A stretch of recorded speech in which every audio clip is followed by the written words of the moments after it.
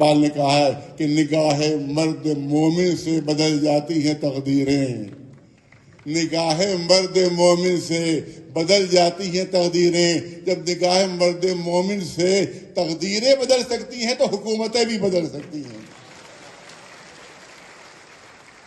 حکومتیں بھی بدل سکتی ہیں۔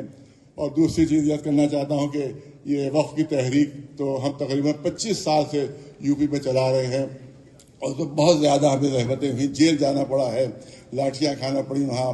اسی طرح سے وہاں پر ہمارے 2 لوگ ماہ رمضان میں شہید بھی ہوئے اس میں، لیکن ہم پیچھے نہیں ہٹے، اور وہاں مجھے حکومتوں نے قبضے کیے ہماری جائیدادوں کے اوپر۔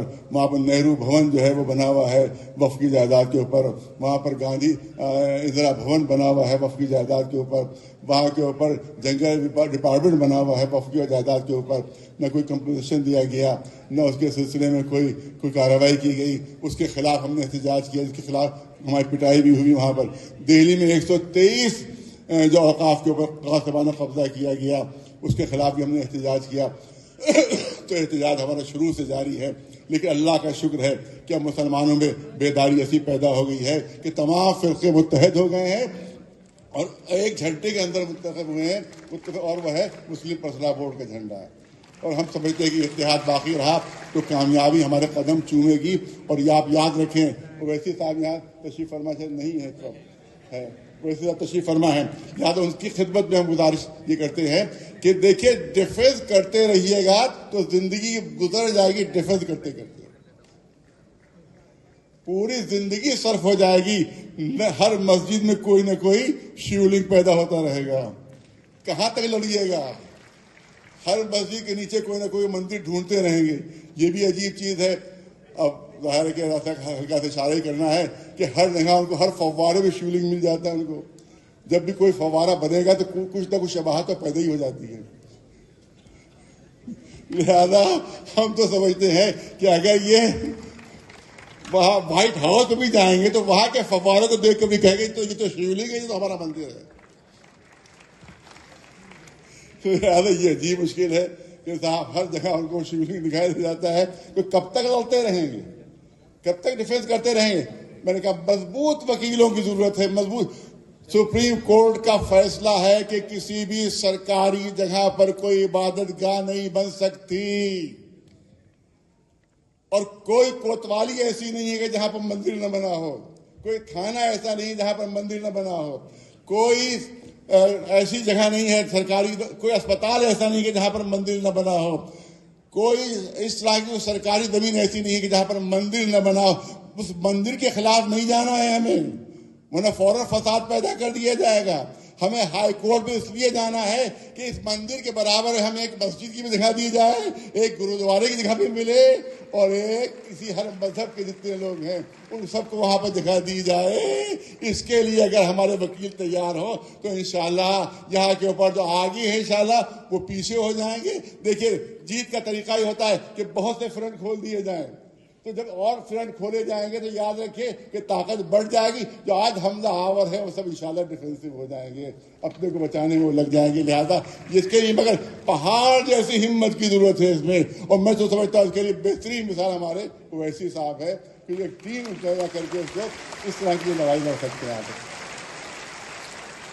آپ دیکھیں لکھنؤ میں کیا ہو رہا ہے، لکھنؤ ہر مسجد پر پولیس پہنچ رہی ہے، کاغذ لاؤ کاغذ لاؤ کاغذ لاؤ، ہر مسجد پہ پولیس پہنچ، سب لوگ پریشان ہیں وہاں لکھنؤ میں۔ ہر مسجد ایک اگر آپ چورا کاری کرنا ہوتی ہے تو فوراً پولیس آ کے روک دیتی ہے، بغیر اجازت کیسے کرو، بغیر اجازت کیسے کرو۔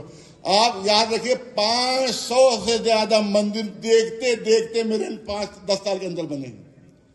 اس کے لیے بھی کورٹ جانا ہمارا ہوگا کہ ہم تاکہ کورٹ سے کہیں وہ حکومت سے سوال کرے کہ 25 سال کے اندر جتنے نئے مندر بنے ان سب کی لسٹ پیش کی جائے، اور اس کے بعد بتایا جائے کہ وہ کس لیے بنے ہیں، کیسے بنے ہیں، کس زمین پر بنے ہیں اور کس کی اجازت سے بنے ہیں۔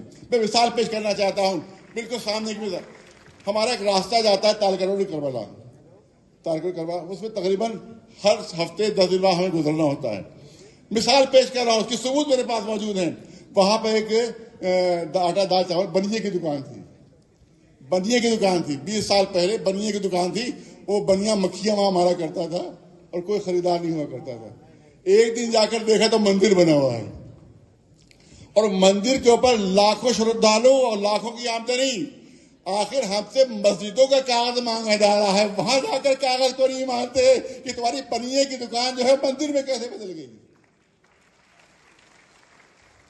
اس سلسلے میں ہمیں قانونی فرنٹ کھولنا پڑے گے, تب کہیں جا کر ہمارے پر تھوڑا سا دباؤ کم ہوگا. ورنہ ڈیفینس ہی کرتے کرتے پوری زندگی گزر جائے گی. ہر مسجد میں کوئی نہ کوئی جگہ تلاش کر لیں گے ایسی, اور اس کے بعد ہم اس کے لیے لڑتے ہی رہیں گے. لہذا اگر آپ اس میں دو اور فرنٹ کھولیں تاکہ جو حملہ آور ہے وہ خود ڈیفینسو ہو جائے, اس لیے ہماری ضرورت ہے. اس میں اویسی صاحب کی بہت زیادہ ضرورت ہے اس میں کہ ایک قانونی کمیٹی تیار کریں جو اس سلسلے کے مقدمے لڑے, مگر اس پہ پہاڑوں سے زیادہ مضبوطی کی ضرورت ہے کیونکہ دباؤ بہت زیادہ آئے گا. اور انشاءاللہ یہ فرنٹ اگر آگے بڑھا تو انشاءاللہ ہمیں کامیابی مل جائے گی, یہ کامیابی مل کے رہے گی. آپ توجہ رکھیں جو کرنا چاہتا ہوں. آپ دیکھیں کہ ہمارے یہاں کہا گیا کہ یہ غریبوں کی مدد ہوگی, ہم اس لیے وقف لے رہے ہیں. پھر ویسے حساب سے میں گزارش کر رہا ہوں کہ ہمارے کے دو بہت بڑے وقف ہیں. شیعہ وقف, حسین آباد ٹرسٹ کا وقف ہے, بہت بڑا, کروڑوں. بڑا امام باڑہ اسی میں ہے, آصف امام اس میں, چھوٹا امام باڑہ اسی میں ہے. وہ وقف ہے اور ڈی ایم کے انڈر میں, ڈی ایم کے انڈر میں, جس پہ 18 کروڑ سالانہ کی آمدنی ہے. شیعہ کا 18 کروڑ سالانہ کی آمدنی ہے. اس کا چیئرمین جو ہے وہ ڈی ایم ہے, اس کا سیکریٹری اے ڈی ایم ہے. ایک پیسہ آج تک غریبوں پر سے خرچ نہیں ہوا. اس میں ایک پیسہ ڈی ایم کے انڈر میں وقف ہے. 24 سال سے اس کے انڈر میں ایک پیسہ غریبوں پر خرچ نہیں ہوا ہے. تو ان کی عیاشیوں پر, بدماشیوں پر خرچ ہو رہا. اور سنیے, جس طرح سے میں ویسے صاحب کو پھر خطاب کر رہا ہوں کہ جس طرح سے بگ بین کی گھڑی ہے لندن میں, اسی بگ بین کمپنی کی گھڑی وہاں جو لکھنؤ میں گھنٹہ گھر ہے اس میں لگائی گئی تھی.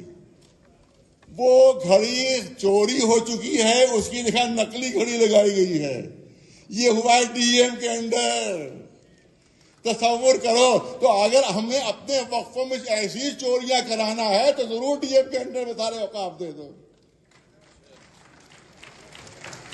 یہ مثالیں ہمارے سامنے موجود ہیں کہ جو ہم حکومت کے سامنے, عدالت کے سامنے پیش کر سکتے ہیں کہ ڈی ایم کے انڈر میں اوقاف ہے, سوائے چوری کے وہاں کچھ اور ہو ہی نہیں ہے, سوائے ڈکیتیوں کے وہاں اور کچھ ہو ہی نہیں ہے. تو اب کیسے بھروسہ کر لیں کہ یہ ڈی ایم کے انڈر میں جو اوقاف آئیں گے تو اس میں چوریاں نہیں ہوں گی, اس میں ڈکیتیاں نہیں ہوں گی.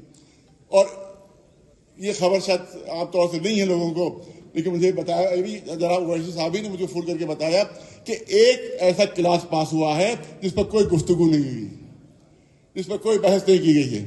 وہ جانتے کیا ہے کہ جتنی بھی عمارتیں, مذہبی عمارتیں آثار قدیمہ کے انڈر میں ہیں, عیسائی کے انڈر میں ہیں, ان کو سب سے وقف سے ہٹا دیا گیا, سب کو وقف سے ہٹا دیا گیا ہے.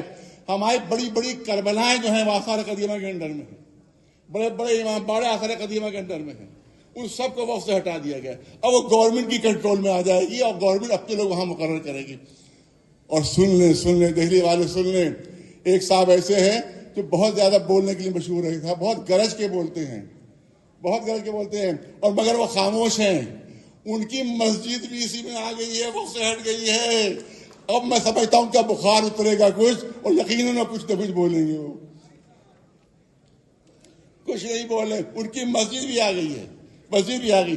لہذا ہمیں پوری طاقت کے ساتھ جو ہے اور پورے ایمانداری کے ساتھ اس مسئلے میں آگے بڑھنا ہوگا. یاد رکھیں, لڑنا نہیں کسی.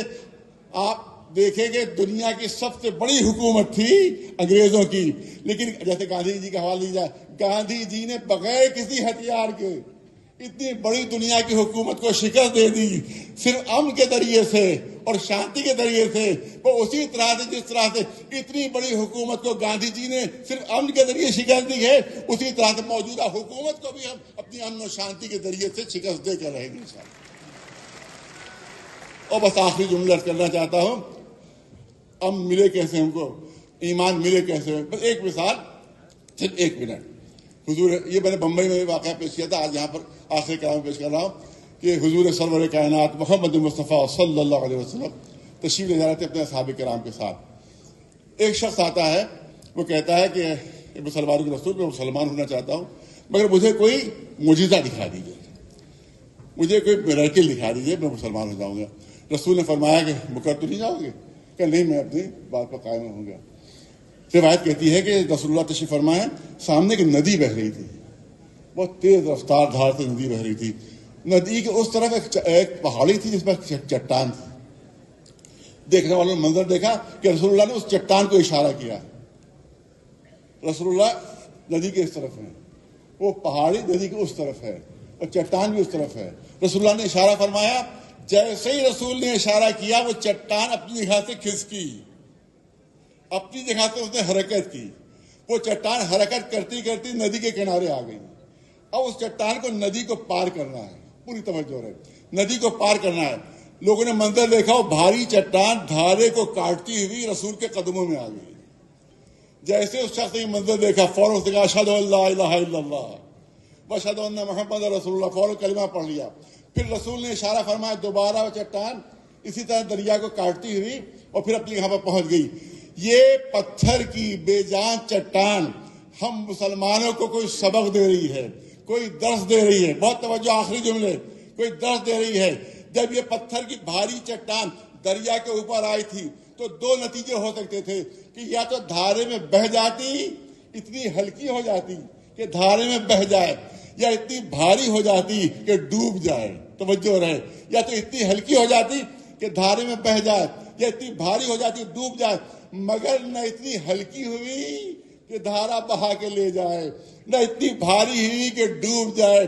اس پتھر کی چٹان نے ہمیں سبق دیا ہے کہ اگر رسول اللہ کے اشاروں پر چلو گے نہ کوئی طوفان تمہیں بہا کر لے جا سکتا ہے، نہ کبھی تم غرق ہو سکتے ہو، مگر یہ کہ صحیح مومن سچے معنی بن جاؤ، انشاءاللہ کامیابی تمہاری ہوگی۔ وآخر دعوانا الحمدللہ۔